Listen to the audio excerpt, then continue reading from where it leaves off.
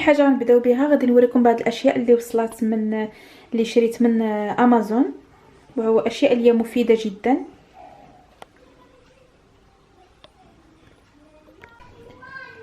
شريت جوج ديال الاشياء الخاصه بتنظيف البيت، وغادي نوريكم شنو هاد الاشياء. طبيعه الحال شريتهم من امازون، وغادي نوريكم بعض الصور الخاصه بهاد لي برودوي هادو من من الموقع، وغادي نكتب لكم حتى الاثمنه في الفيديو، اثمنه ديال هاد الاشياء هادو اللي شريت الخاصه بالتنظيف ديال البيت. اثمنه كانت اللي هي جد مناسبه بالنسبه لهاد هادي وهادي، يعني كانت اثمنه مناسبه من امازون. لا ليفريزون يعني وصلوا في واحد المده اللي وجيزه، في تقريبا واحد 3 ايام 4 ايام دغيا وصلوا. غادي نذكر لكم المزايا ديال هاد الشيئين هادو بجوجهم اللي شريت. غنذكر لكم المزايا ديالهم وعلاش شريتهم، باش نتوما الا عجبوكم بغيتو نتوما تشريوهم. بالنسبه لهادي هي عباره عن يعني هادي باش كندوزو لتنظيف الارض، ارضيه، الكاغلاج، الارض بصفه عامه، جليج، لو باركي الى اخره. ويعني باش كندوزو الجفاف. بالنسبه الحاجه اللي عجبتني فيها بزاف هي انها كتستعمل الزربيه لتنظيف الزربيه كذلك، وكذلك عندها استعمالات اخرى، وانا غادي نوريكم الباكيه ديالها كيف ما هو في الموقع في لو سيت، كيف ما هو واضح في لو سيت غادي كاين حتى في الباكيه. غادي نوريكم المميزات ديال هاد الاله هذه بطبيعه الحال كما قلت لي تنظيف الارض، لتنظيف الجليج، لتنظيف الباركي، لتنظيف حتى الزربيه واستعمالات اخرى، وحتى بلايص اخرين في المنزل. هاد الاله هذه كتنظف اماكن اخرى في البيت، وغادي نوريكم كيفاش وبحالاش.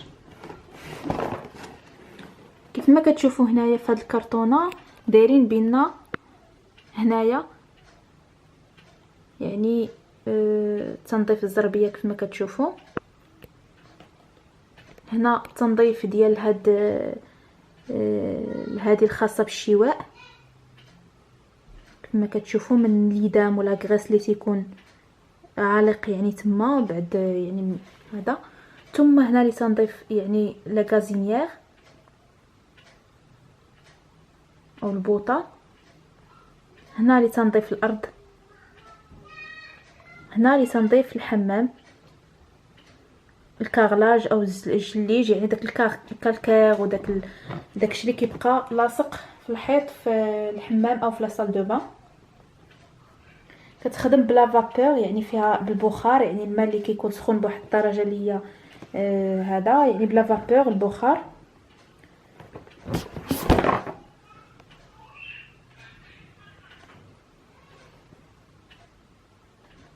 غنحاول نقرا لكم هنايا شنو كاين.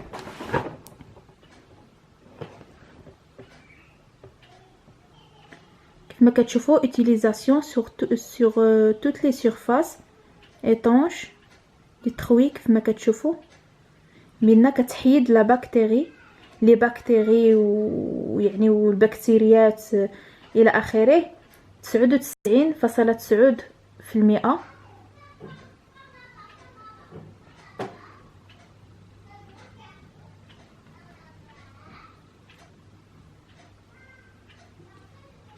هنا كيقولوا بينا الراس ديال هذه كيبقى كيتحرك وكيدور باش تقدروا تستعملوها حتى تحت الاثاث والاماكن اللي صعيبه توصل لها.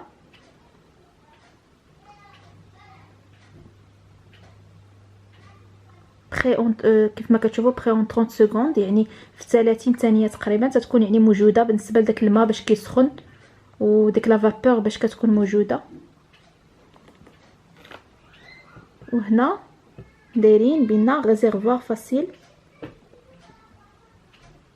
داك الريزيرفوار باش كتعمروه بالماء. قال لك فاسيل اغومبليغ، يعني باش كتعمروا داك الماء ساهل، باش كتقدروا تعمروا داك الماء بطريقه اللي سهله، يعني بلا صعوبه بلا والو. كما كتشوفوا تيشرحوا قال لك ميتي دو لو دو روبيني بلو بيزوان دو برودوي شيميك، قال لك ما تحتاجوش لي برودوي شيميك او المواد اللي هي كيماويه ومضره بالصحه، المواد الكيماويه الخاصه بالميناج وداكشي. قال لك هنا بان ما كتحتاجوا حتى شي برودوي، الماء فقط، الماء ديال الروبيني ومع داك البخار، داك العمليه تسخين الماء وداك البخار وداك الحراره كتقضى الغرض بلا يعني بلا برودوي بلا حتى حاجه. وبالنسبه لي زاكسيسوار ديالها هما هادو، كاينه هذه اللي كتكون في يعني ديال الشفاف، كاينه هذه ديال لتنظيف الزجاج، كاينه هاد الشيته هذه على شكل دائره، وهاد الشيته على شكل مستطيل، ثم هذه اللي كتكون تتخرج هنا كنظن لا فابور كتخرج هكاك، باش بالنسبه للاماكن اللي صعيبه فيها ليدام اولا فيها بزاف الاوساخ ما كتقدرش تحيد بسهوله، يعني كديروا فيها داك كتحيدوها بداك لا فابور هكاك سامبل، يعني كتخرج لا فابور هكاك. المهم انا غادي نجربها، غادي نحلها وغنجربها معكم وغادي تشوفوا كيفاش تتخدم، ومن بعد نعطي الراي ديالي فيها واش مزيانه او لا. هذا هو الشكل ديالها. هادو هما لي زاكسيسوار، فيها 5 اكسسوار وكاينين نفسها يعني نفس لا مارك، وفيها دي زاكسيسوار زايدين وحدين اخرين، وكيكون الثمن شويه زايد. بالنسبه لي انا اختاريت فقط هذه ومع هاد لي 5 اكسسوار، انا بالنسبه لي كافيين هاد لي زاكسيسوار، كاين هذه الزجاج، كاين هذه هادو يعني كافيني. وكذلك هذوك لي زاكسيسوار اللي شفتهم انا زايدين، يعني ماشي شي دي زاكسيسوار امبورطون، يعني ماشي شي حاجه اللي هي مهمه بزاف، هادو كافيني. هي هذه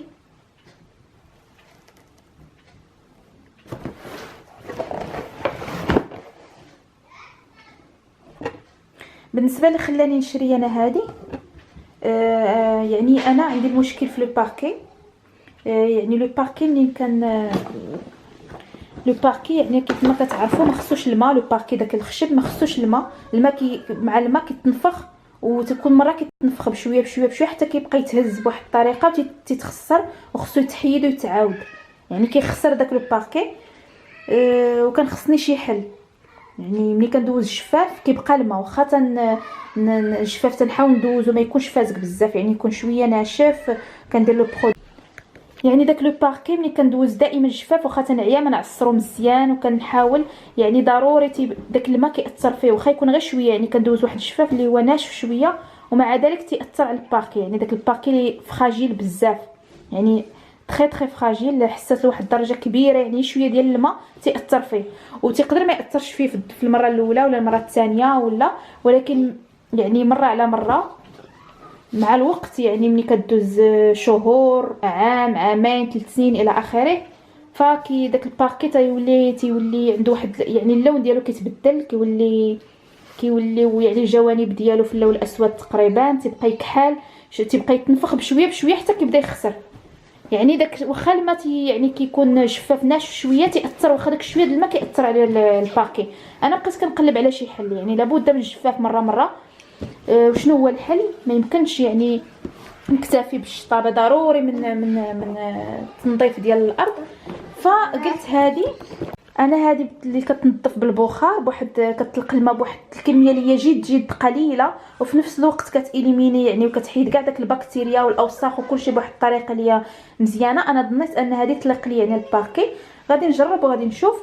وكذلك شريتها عاوتاني هذا، شريتها كذلك لتنظيف الزربيه، يعني كيف ما كتعرفوا الزرابي خص واحد المساحه، واحد ليسباس فين يتصبنوا، بحال السطوحه السطاح، بحال شي طيغاس الا كان، ولا شي جرده هكا صغيره ولا شي حاجه فين كيتصبنوا. يعني كاين البينوار، انا بالنسبه لي عندي واحد الجريده كذلك البينوار، يعني نقدر نخرج الزربيه ديالي وسبق وخرجتهم صبنتهم وداك الشيء، ولكن يعني الجرده عندي فيها النوافذ كيطلوا يعني بالناس، وانا ما كنكونش مرتاحه. انا الشغل يعني ملي كتبغي تقضي الشغل ولا تصبني ولا شي حاجه، خص يعني يكون شي سطح ولا شي بلاصه اللي ما فيها حتى شي، ما فيهاش الانظار، ما كيقدر يطل حتى شي حد، اللي تقدري تصبني في راحتك وتقضي شغلك في خاطرك. وكذلك مساله ديال مثلا بالنسبه للناس اللي دايرين الحجاب مثلا، يعني انا من الناس اللي ما نقدرش نقضي الشغل بالحجاب، يعني خصني نكون واخده راحتي لابسه شي حاجه خفيفه ويعني عاديه باش نقدر نصبن، خاصه التصبين وتصبين الزرابي مثلا والى اخر الاشياء الكبيره اللي كتنظف بحال هكا، خصها بنادم يكون يعني لابس عادي وخفيف، خاصه في اوقات مثلا في الصيف ولا شي حاجه، ويكون يعني يكون مكان اللي هو يكون بنادم مرتاح. فبحال دابا انا الجرده ديالي كيكونوا يعني بعض النوافذ اللي كيطلوا ما كيكونوش كيطلوا، ولكن كيكون كاينين نوافذ الى اخره، دونك ماشي جرده اللي هي انا فيها بوحدي، ما يعني ما نكونش مرتاحه باش نصبن واحد الزربيه في خاطري. وكذلك بالنسبه للبنواغ، البنواغ دائما تنستعملو في التنظيف، سواء تنظيف لابوسات ولا بزاف ديال الاشياء، الزربيات الصغار، ولكن هاد الزربيات الكبار ما يليقوش في البنواغ، دونك خص شي حل. فكيبقى المشكل، كيبقى مشكل دائما مطروح. لهذا انا شريت انا هاد اللي كتنظف لافابور هكا بهذا البخار باش نجربها حتى على الزربيه، لانها كتلق الزربيه، كتنظف بواحد الطريقه اللي هي رائعه، كتحيد لي طاش، كتنظف يعني الزربيه، كتحيد الميكروبات وكتحيد كاع اي حاجه. داكشي علاش بغيت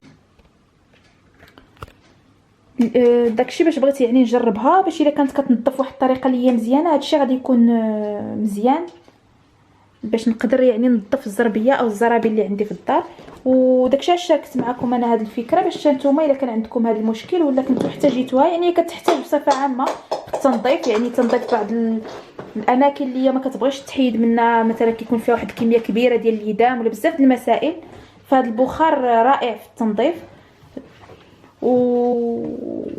وحتى اللي كيكون عندهم يعني لي سباس فين يصبنوا مثلا الزربيات في فصل الشتاء تيكون صعيب شويه التنظيف، يعني دائما تكون فصل الشتاء تتكون الشتاء بزاف، تيكون الحال بارد بزاف، الشمس ما كتكونش، وبالتالي كيبقاو دوك الزرابي تيبقاو مخبعين حتى يسخن الحال عاد تيخرجوا يتسبنوا.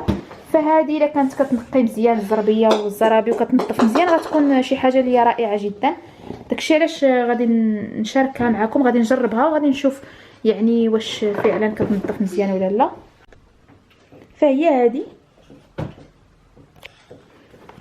كاينه هذه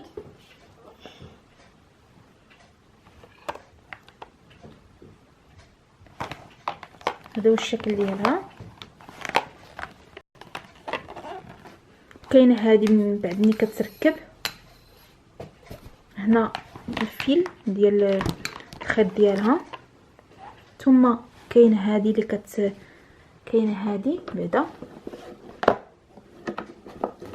من هنا كيخرج البخار كما كتشوفوا.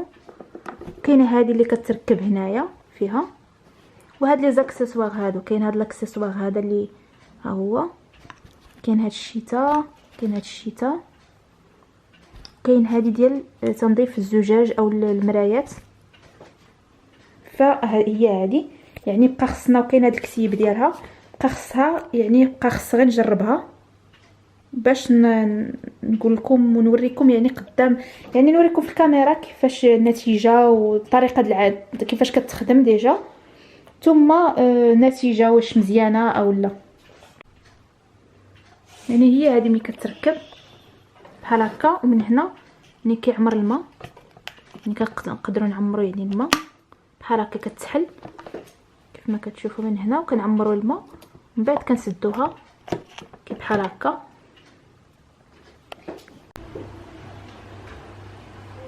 هكا الزربيات كي دايره، يعني انا بالعاني خليتها باش توصل لهاد الدرجه بحال هكا، توسخ شي شويه باش نجرب انا هاد، خليتها بالعاني توسخ شويه هكايا باش نجرب هذه واش فعلا افيكاس يعني تتنظف مزيان او لا.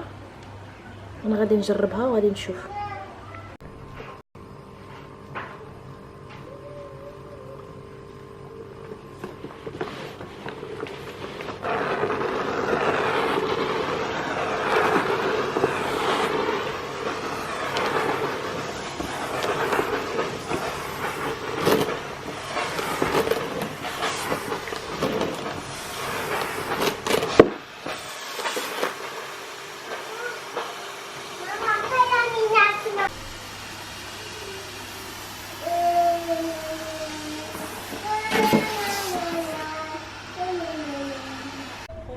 اذا انا استعملتها فعلا نطفات لي يعني الزربيه، ردتها لي نقيه الصراحه.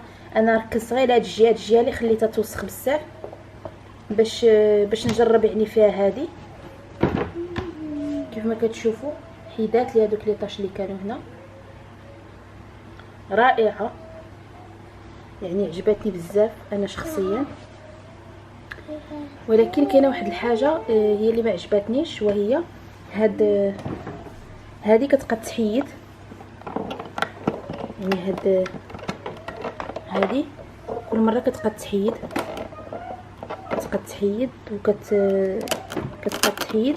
هذه اللي كدورينجي، ولكن غير في تنظيف الزربيه. اما تنظيف الارض عادي يعني كتنظف بواحد السهوله، ولكن ملي كتجيبو تنظفوا الزربيه كتبقى تحيد. هذه هي الحاجه اللي ما عجبتنيش، وكتنظف مزيان الصراحه.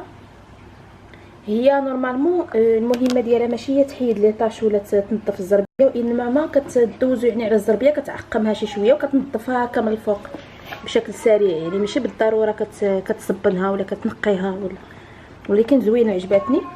وصراحه ما نقدرش نقول واحد الراي اللي هو اخير عليها، لان خص مازال نزيد نجربها مع الدوام، يعني عاد تزيد تبان واش مزيانه ولا لا.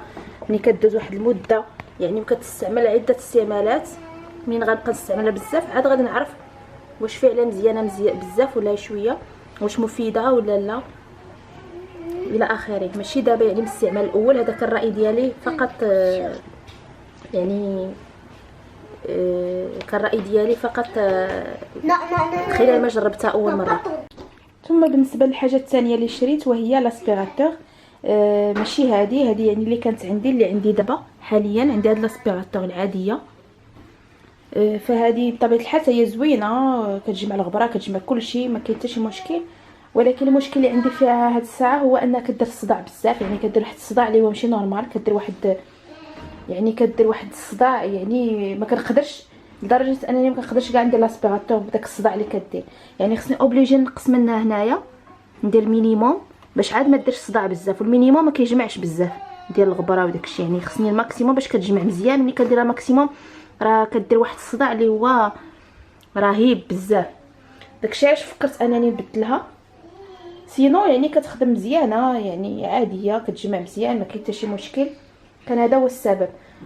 وكذلك هذه راكم عارفين يعني ملي كتكونوا كدوزوا لاسبيراتور خصكم تبقاو غاديين وتابعاكم، يعني دائما غاديين وتابعاكم هادشي كان تيدورينجيني حتى هو، كتبقاو غاديين يعني وتابعاكم خصكم تبقاو جارينها. وشي مرات ما تكون شي بلاصه خصكم دوزوا فيها لاسبيراتور وما ما عندكمش فين تكحزوا هذه، ما تكونش ديك البلاصه لهذه الى اخره، كتكون شويه ماشي بخاتيك واحد شويه. لهذا شريت انا وحده اللي هي بخاتيك، انا غادي نوريها لكم. ولكن كان السبب الرئيسي علاش شريتها هو انها كدير يعني فريمون كدير الصداع بزاف. هذا هو المشكل اللي عندي. هذه هي لاسبيراتور اللي شريت من امازون، هاد لا مارك هذه.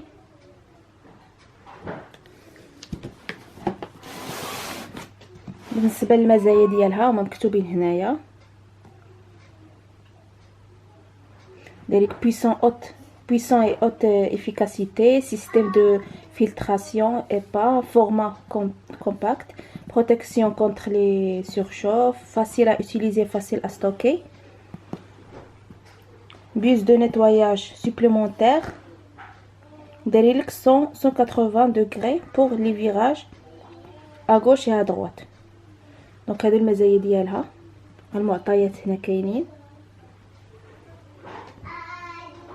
انا بانت لي يعني في براتيك، يعني حتى فاش كتخبعوها ما كتاخذكمش البلاصه. دابا المعطيات ديالها هنايا كيف ما كتشوفوا 800 واط ماكسيموم، فيها كيف ما كتشوف 5 متر، يعني داك البريز ديالها فيه 5 متر. هذا يعني طويل. المهم هادو هما المعطيات. دابا غادي نحلها، غادي نشوف كيفاش دايره.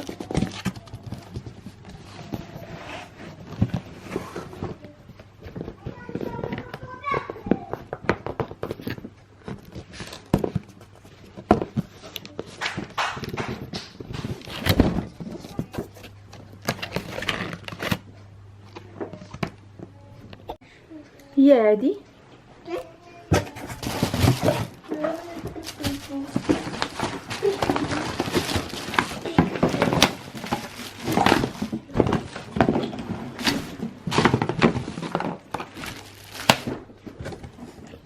دونك هي عادي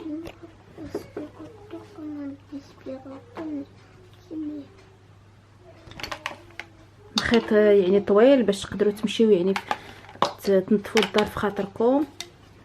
كاين هادي نتوما لي زاكسسوار، كاينه هادي خلاص، وكاينه هادي، وكاينه هادي.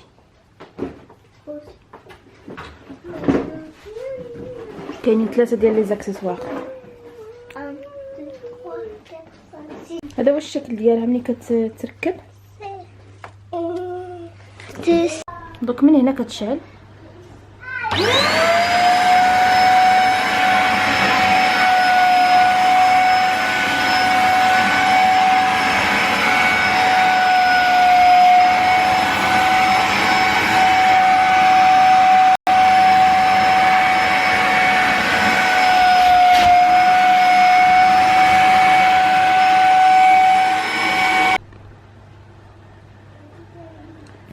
يعني هنايا دقيقه، يعني ماشي دقيقه، يعني 2 ديال الثواني.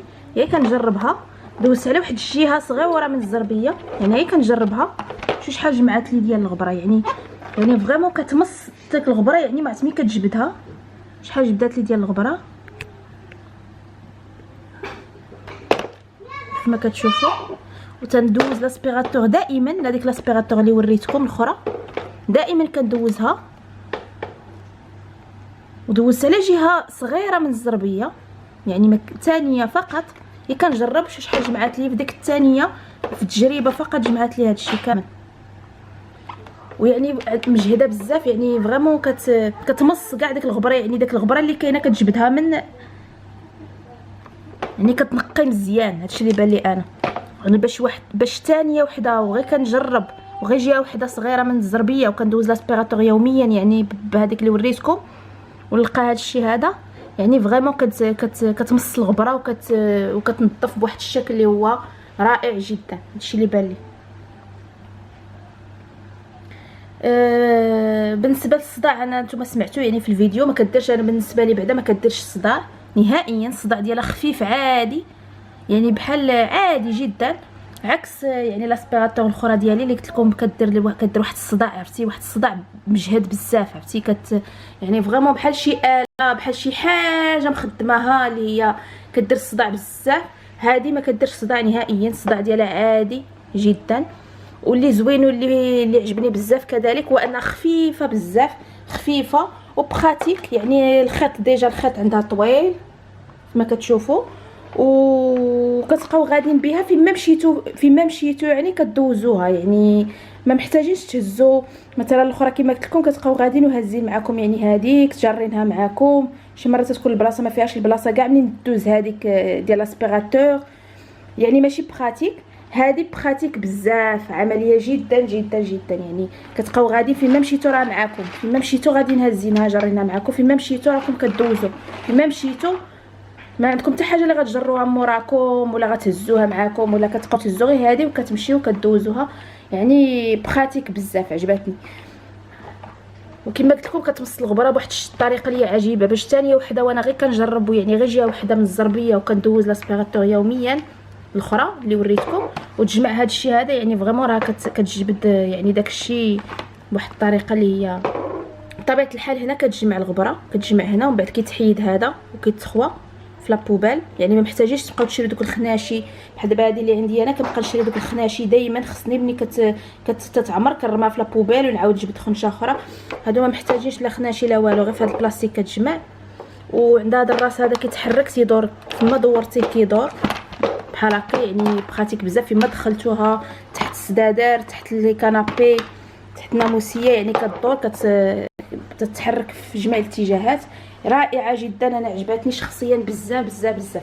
بخاتيك صغيره خفيفه، فيما مشيتو كتهزوها معكم، كتجروها معكم اي بلاصه اي مكان في المنزل. يعني راكم غادي داينها، محتاجيش عاد تهزوا شي حاجه ثقيله ولا تبقاو تجروا ولا تقلبوا على البلاصه فين تحطوا هذيك لاسبيراتور. خفيفه بخاتيك وما كديرش صداع بزاف. انا هادشي علاش شريت، انا بغيت نشري، يعني فكرت نشري اسبيراتور. وكذلك هذا يعني خفيفه وكتجمع الغبره بزاف. يعني انتم في مده وجيزه وانا غير كنجرب، ويعني ندوزه لاسبيراتور. وشو شنو جبدات لي، يعني عاد دوزت لاسبيراتور يعني البارح في الليل دوزتها، دوزت لاسبيراتور الاخرى اللي وريتكم. وشو شنو جبدات لي يعني في هاد المده اللي هي قليله جدا، وفي واحد الجهه صغيره من الطابي جبدات لي هاد الشيء كامل. منين جبداتو ما نعرف، يعني عاد دوزت لاسبيراتور الاخرى ما جبداتليش هاد الشيء. يعني فريمون زوينه ورائعه جدا. هذا هو الهدف ديالي انا من هذه القناه، ونشارك معكم بعض الاشياء اللي كنشريها، ولا الاشياء اللي كنجربها، ولا الاشياء اللي كندير، ولا باش تقدروا يعني لا تاخذوا واحد الفكره ولا تستافدوا الا عجبتكم شي حاجه نتوما تقلبوا عليها تشريوها، تعرفوا المزايا ديالها اولا العيوب ديالها وما تشريوهاش. كما قلت لكم كاينه هذه، كاين هذا وكاين هذا.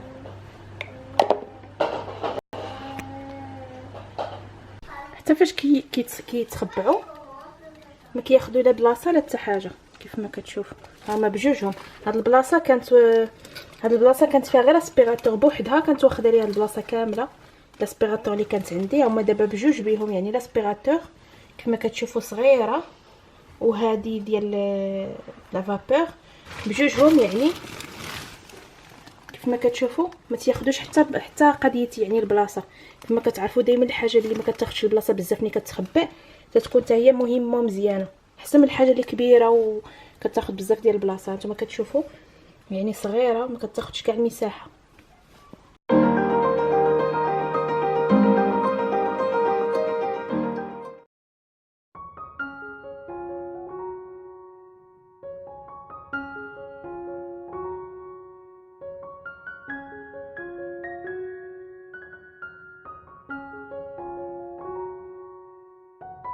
كيف ما كتشوفوا هنا عندي بطاطس يعني مقليه، يعني كنت قليت قطعه بطاطا يعني على شكل دوائر وقليتها. وهنا عندي شويه ديال الجزر وشويه ديال البصله وشويه ديال الفلفل الاخضر او فلفله، قطعتهم قطع صغيره. ودرت شويه ديال زيت الزيتون او زيت البلديه وخليتهم يتشحروا شويه.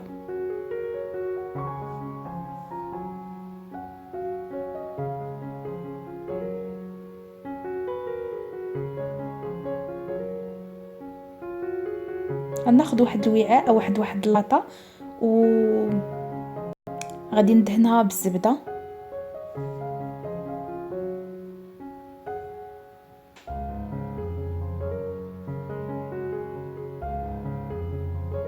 وغادي نوضع هذيك البطاطس كامله، غادي نحاول نقادها ونرتبها في هاد اللاطه بهذا الشكل هذا.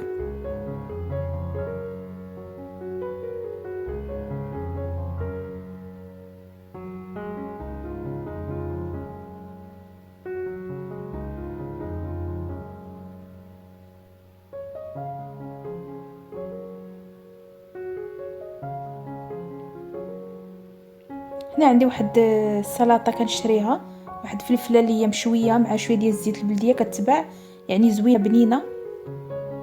غادي ندير معلقه،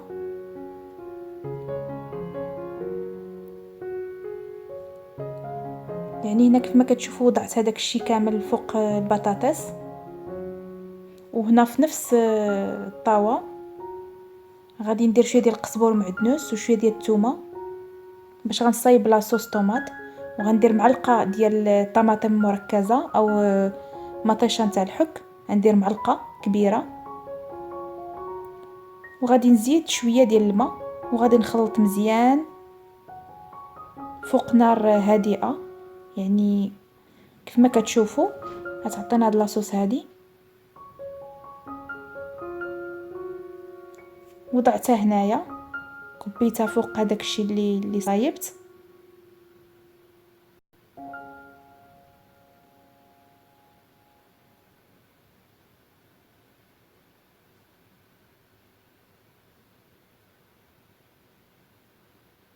وغادي نوضع الفرomاج او الفرماج اللي هو محكوك بحال هكا من الفوق.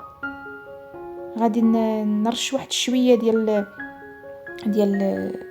القزبر معدنوس اللي هما ناشفين على شكل اوراق فقط للتزيين، وغادي ندخلها للفران.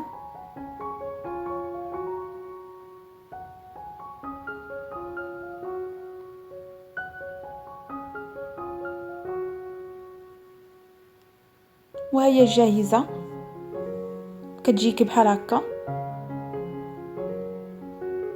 كراطه اللي هي ديال الخضر، يعني عاديه وسهله جدا وصحيه.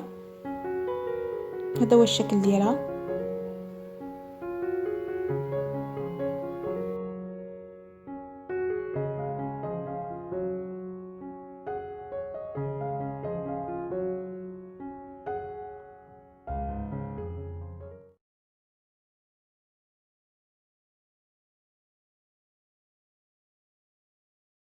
انا شاركتكم واحد الفكره اللي هي جد بسيطه على الطريقه ديالي في ترتيب بعض الادويه، يعني الادويه اللي كتحتاج هكايا في الاسبوع او لا في مره هكايا، رتبتها بديك الطريقه في الشبيكات. كنتمنى هذا الفيديو يكون نال الاعجاب ديالكم واستفدتوا منه، وغادي نقول لكم السلام عليكم الى فيديو قادم ان شاء الله. باي باي عليكم.